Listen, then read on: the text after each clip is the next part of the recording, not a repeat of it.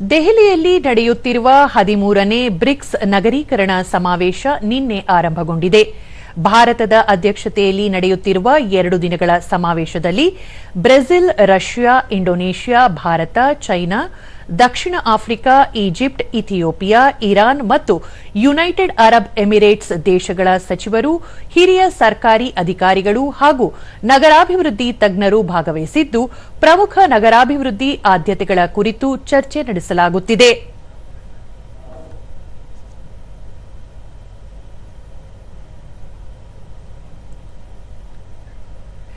ಕಾರ್ಯಕ್ರಮವನ್ನು ಉದ್ಘಾಟಿಸಿದ ಕೇಂದ್ರ ವಸತಿ ಮತ್ತು ನಗರ ವ್ಯವಹಾರಗಳ ಸಚಿವ ಮನೋಹರ್ ಲಾಲ್, ಜಾಗತಿಕ ಅಭಿವೃದ್ಧಿಯ ಚರ್ಚೆಯಲ್ಲಿ ನಗರ ಕಾರ್ಯಸೂಚಿಯನ್ನು ಮತ್ತಷ್ಟು ಬಲವಾಗಿ ಮುಂಚೂಣಿಗೆ ತರಲು ಈ ಸಮಾವೇಶ ಒಂದು ಉತ್ತಮ ಅವಕಾಶವಾಗಿದೆ ಎಂದರು.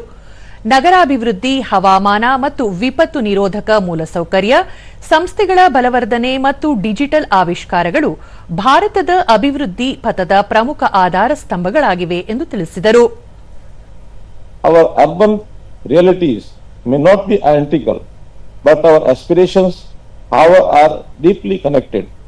The themes of this forum, Cities for People, BRICS Cooperation for Inclusive and Resilient Urban Futures, reflects that shared goal. Over the next 2 days, we will examine these themes through closely connected priority areas. BRICS ನಗರೀಕರಣ ಫೋರಂನ ನೇಪಥ್ಯದಲ್ಲಿ ಭಾರತ ಮತ್ತು Russia ನಡುವೆ ದ್ವಿಪಕ್ಷೀಯ ಸಭೆಯೂ ನಡೆಯಿತು.